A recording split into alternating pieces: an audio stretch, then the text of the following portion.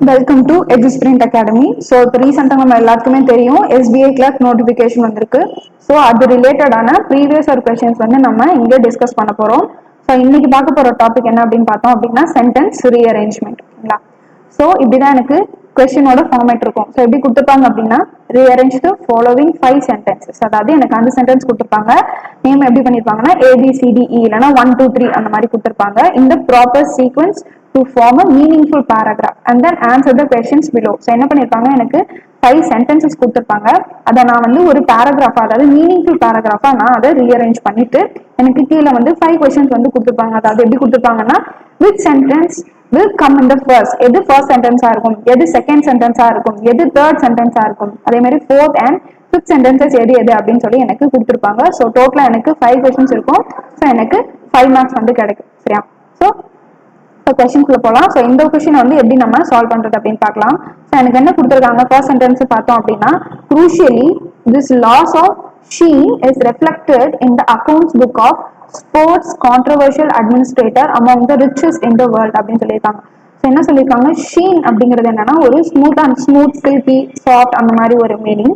So இந்த பேராகிராஃப்ல என்ன கொடுத்துருக்காங்கன்னா லாஸ் ஆஃப் ஷீன் அப்படின்னா அது வந்து ஒரு விஷயம் வந்து எனக்கு நல்லபடியா போயிட்டு இருக்கு. ஸோ அதுல இருந்து எனக்கு கொஞ்சம் தடுமாற்றம் வருது அப்படிங்கிற மாதிரி இதான் மென்ஷன் பண்ணியிருக்காங்க. ஸோ நெக்ஸ்ட் சென்டென்ஸ் பார்த்தோம் அப்படின்னா the total income that was distributed by BCCA. So BCCA நமக்கு தெரியும், cricket board of control for cricket. ஓகேவா? So among players is reduced because of lower income from media rights. அதாவது எனக்கு BCCA வந்து பிளேயர்ஸுக்கான income வந்து கம்மி பண்ணிட்டாங்க பிகாஸ் ஆஃப் மீடியா ரைட்ஸ். எனக்கு அவ்வளோ பாப்புலாரிட்டி இல்லை அப்படின்ற மாதிரி இங்க சொல்லியிருக்காங்க. நெக்ஸ்ட் சென்டென்ஸ் பார்த்தோம் அப்படின்னா television viewership for the game has drop 40% to a weekly 61 gross rating points. அதாவது டிஆர்பி, அதாவது வியூவர்ஸ் நம்ம பார்ப்போம் இல்லையா டிவில, ஸோ அதுவுமே எனக்கு 40% வந்து ட்ராப் ஆயிடுச்சு அப்படின்னு சொல்லியிருக்காங்க. நெக்ஸ்ட் சென்டென்ஸ் என்ன கொடுத்துருக்காங்கன்னா the board of control for cricket in India official said however that this was because India wasn't playing enough at home. அதாவது இந்தியா வந்து பெர்ஃபார்மன்ஸ் வந்து ரொம்ப குட்டா இல்ல, பாராட்டக்கூடியதற்கு இல்ல அப்படின்ற மாதிரி இந்த இவங்க வந்து ரிப்போர்ட்ல சொல்லியிருக்காங்க.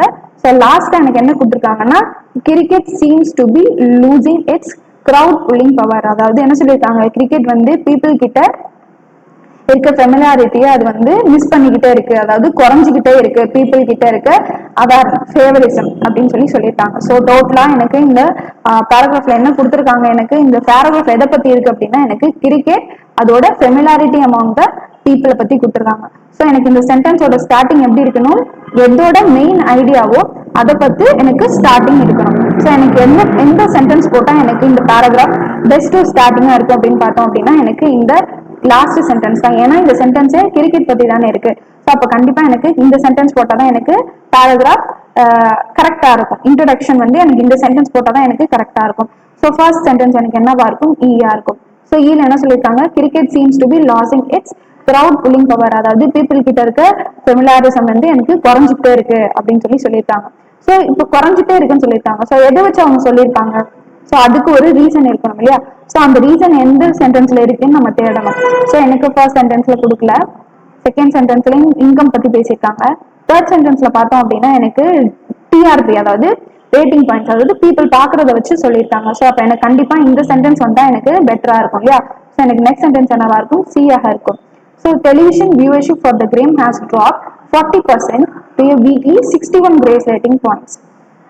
அப்ப என்னது, எனக்கு டிஆர்பி குறைஞ்சிருச்சு. அதனால அப்ப எதை வச்சு சொல்லியிருப்பாங்க அப்படின்னா இதை வச்சுதான் அவங்க எனக்கு சொல்லியிருக்காங்க. ஸோ இதை வச்சு சொன்னனால என்ன நம்ம கன்க்ளூஷன் எடுக்கிறோம், ஸோ எதனால இந்த ஏ சென்டென்ஸ் ஃபர்ஸ்ட் சென்டென்ஸ் நம்ம இங்க போட்டோம் அப்படின்னா எனக்கு எதனால அப்படிங்கிறது எனக்கு இங்கே தெரிஞ்சிடும். ஸோ அப்ப எனக்கு தேர்ட் சென்டென்ஸ் என்னவா இருக்கும், ஏவா தான் இருக்கும். ஓகேவா? So crucially this loss of sheen, எதனால இந்த ஷீன் அப்படிங்கறத சொல்லியிருக்கோம், ஒரு ஃபெமிலாரிட்டி இங்க குறைஞ்சிருக்குன்னு நம்ம சொன்னோம் இல்லையா ஃபர்ஸ்ட் பார்க்கும்போது. ஸோ எதனால இது எங்க எனக்கு ரெஃப்ளெக்ட் ஆகுது அப்படின்னா எனக்கு அந்த பீப்புளோட என்ட்ரி வந்து எனக்கு இங்கே குறையுது. ஓகேவா? ஸோ அக்கௌண்ட்ஸ் புக் அப்படின்னா அப்படிதான் சொல்லியிருப்பாங்க, பீப்புளோட ஃபெமிலாரிட்டி எனக்கு இங்கே குறையுது. ஸோ ஒரு காலத்துல நிறைய பேர் வந்துட்டு இருந்தது, எனக்கு இப்ப இல்ல அப்படின்ற மாதிரி இங்க மீன் பண்ணிருக்காங்க.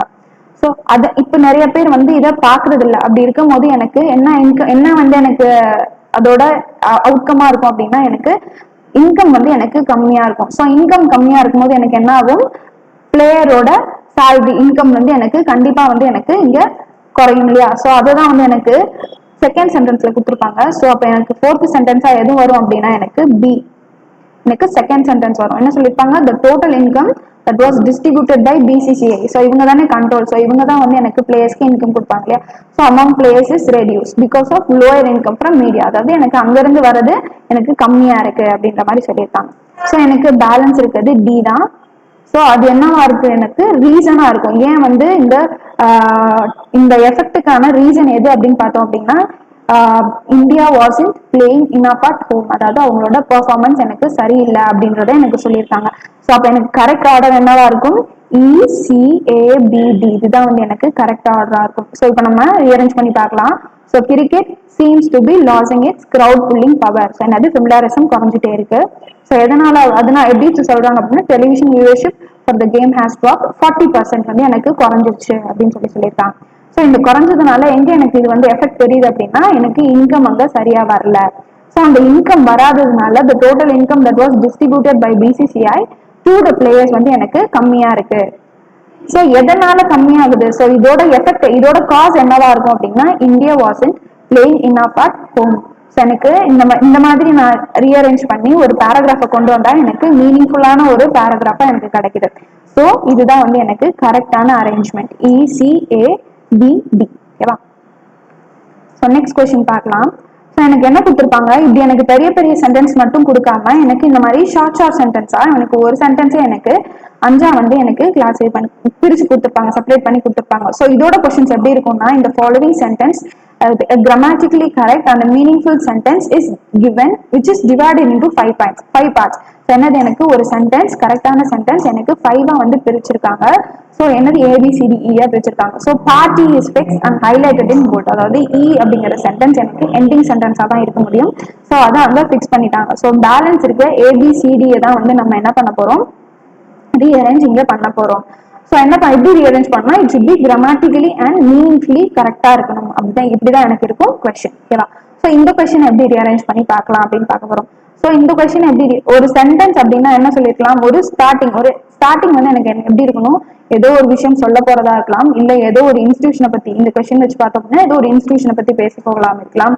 அந்த மாதிரி எனக்கு சென்டென்ஸ் வந்து ஸ்டார்ட் ஆகலாம். ஸோ என்ன பண்ணும், எனக்கு இந்த கொடுத்துருக்கத நம்ம எந்த சென்டென்ஸ் போட்டா எனக்கு ஸ்டார்டிங்கா வரலாம் அப்படிங்கிறத நம்ம ஃபர்ஸ்ட் செக் பண்ணணும். ஸோ நம்ம ஃபர்ஸ்ட் பார்ட்டை செக் பண்ணோம் அப்படின்னா எனக்கு என்ன ஸ்டார்ட் ஆகுது, எனக்கு ஆஃப் அப்படிங்கிறது எனக்கு ஸ்டார்ட் ஆகுது. கரெக்டா,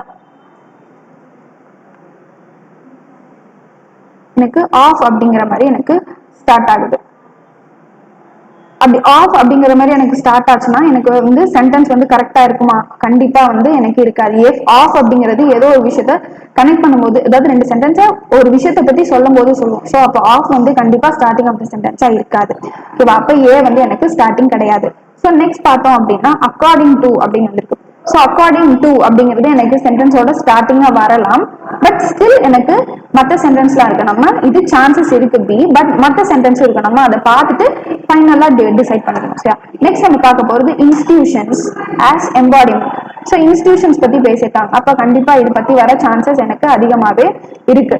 ஸோ நெக்ஸ்ட் நம்ம பார்க்க போறது citizens that the government exercise power. So என்ன சொல்லியிருக்காங்க, டைரக்டா சிட்டிசன்ஸ் that. அப்ப இந்த சென்டென்ஸ் வந்து ஏதோ ஒரு கனெக்ஷனோட சென்டென்ஸா தான் இருக்க முடியும். ஸோ அப்ப டி எனக்கு ஃப்ரண்ட்ல ஃபர்ஸ்ட் பார்ட்டா வந்து எனக்கு வர சான்சஸ் கிடையாது. ஸோ எனக்கு எய்தர் பியா இருக்கும் இல்ல சியா இருக்கும். ஸோ இங்க நான் பார்த்தேன் அப்படின்னா institution as the embodiment.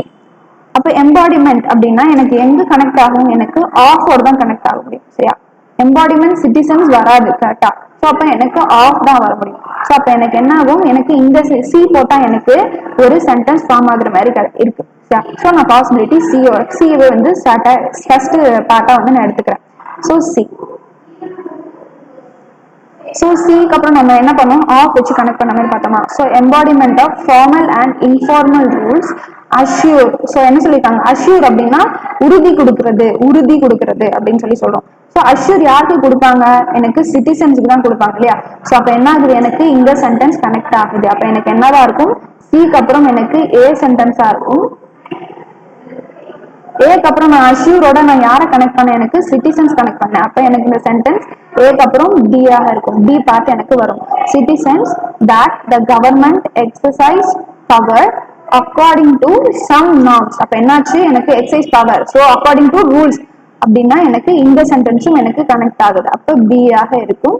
So எனக்கு 4 சென்டென்ஸும் வந்துருச்சு. லாஸ்டா எனக்கு இ வந்து ஃபிக்ஸ்டா. அப்ப இ தான் எனக்கு லாஸ்ட் பார்ட்டா இருக்கும்.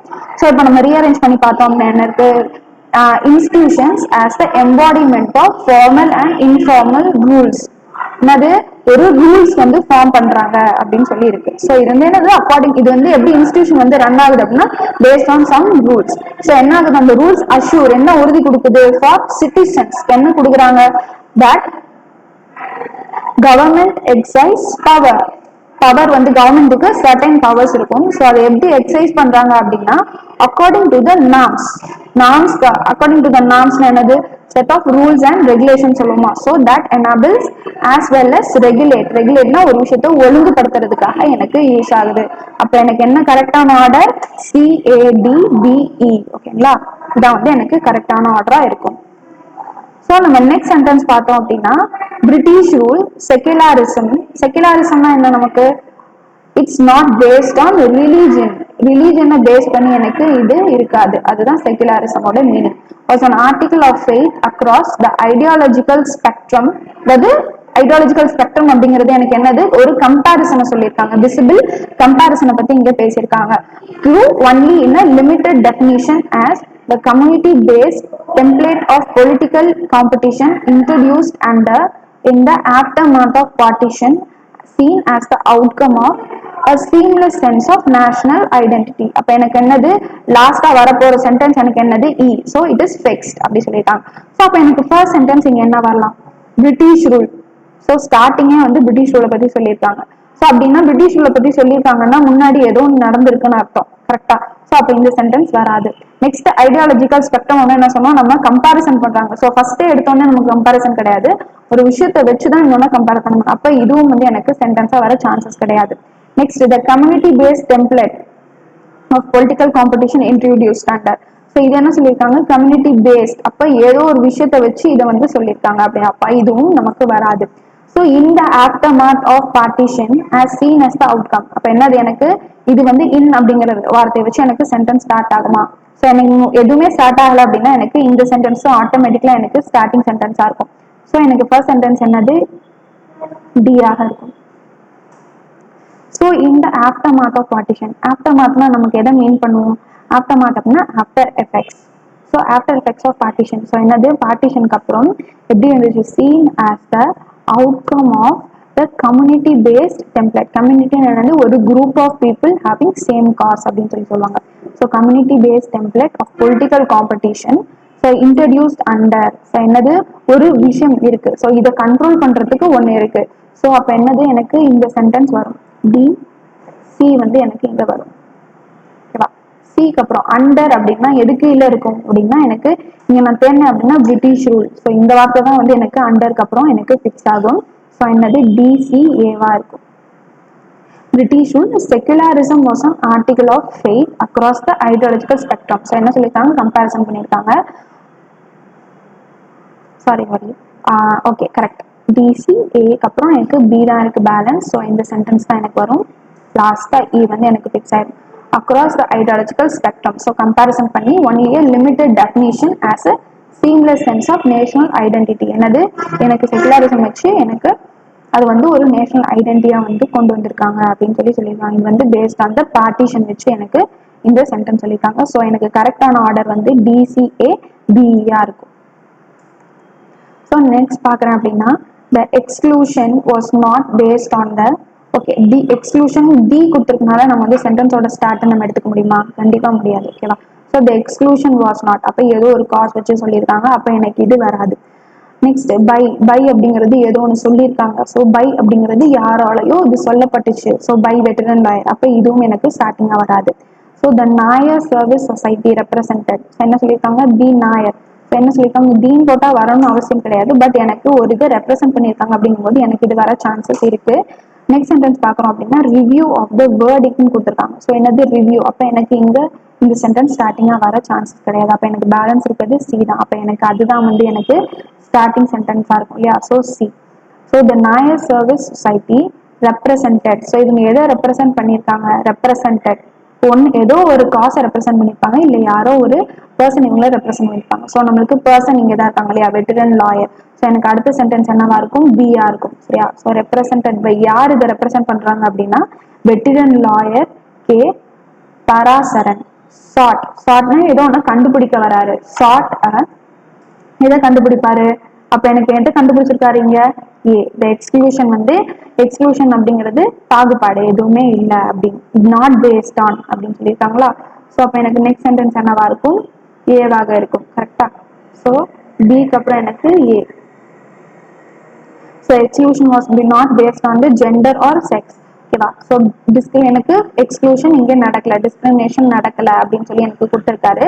பட் ஆன் ரிலீஜியஸ் அப்படின்னு சொல்லியிருக்காங்க. ஸோ எனக்கு பேலன்ஸ் இருக்குது டி தான் இல்லையா. So religious review of the verdict. வேர்டிக்ட்னா என்னது, judgement on the ground that faith in and character of the deity. டெய்டியை வச்சு, அதாவது கடவுளை வச்சு எனக்கு இதை பிரிச்சிருக்காங்க அப்படின்னு சொல்லி சொல்லியிருக்காங்க ஓகேவா. என்ன சொல்லியிருக்காங்க சென்டென்ஸ் நம்ம ரீட் பண்ணி பார்த்தோம் அப்படின்னா எனக்கு என்ன வருது, the Nair service society represented by the veteran lawyer K. Parasaran sought என்ன கண்டுபிடிச்சிருக்காரு அப்படின்னா the exclusion was not based on the gender but on எதை வச்சு பிரிச்சிருக்காங்கன்னா religious review of the verdict on the ground that அதுல என்ன சொல்லி என்ன பேசிஸா இருக்குன்னா faith and character of the deity அதை வச்சு பிரிச்சிருக்காங்க அப்படின்னு சொல்லி கொடுத்துருக்காங்க. ஸோ நெக்ஸ்ட் சென்டென்ஸ் பார்த்தோம் அப்படின்னா எனக்கு ரெப்ரசன்டட் பை, அப்போ எனக்கு டைரக்டா எனக்கு இந்த சென்டென்ஸ் வர சான்சஸ் கிடையாது. வைல் அப்படிங்கிறது எனக்கு சென்டென்ஸோட ஸ்டார்டிங்கா வரலாம் ஓகேவா. ஸோ இதை நம்ம வச்சிருக்கோம். ஆன் அப்படிங்கிறது வர சான்சஸ் கிடையாது, ஏன்னா ஆன் மிஸ்டர் பூஷன். ஸோ ஏதோ ஒரு விஷயம் சொல்லியிருப்பாங்க, அப்போ கண்டிப்பா எனக்கு சியும் வந்து வராது. வாண்ட் அப்படிங்கிறதும் எனக்கு கண்டிப்பா சென்டென்ஸோட ஸ்டார்டிங்கா வரதுக்கு இல்லை. அப்போ எனக்கு ஒரே ஆப்ஷன் என்னது, எனக்கு பி தான் வந்து எனக்கு ஒரே ஆப்ஷன். ஸோ எனக்கு ஸ்டார்டிங் ஆஃப் தி சென்டென்ஸ் என்னவா இருக்கும், எனக்கு பி ஆக தான் இருக்கும். B. While Mr. Venugopal said he did not, என்ன சொல்லியிருக்காரு, அவர் இல்லை அப்படிங்கறத எனக்கு இங்க சொல்ல வராரு.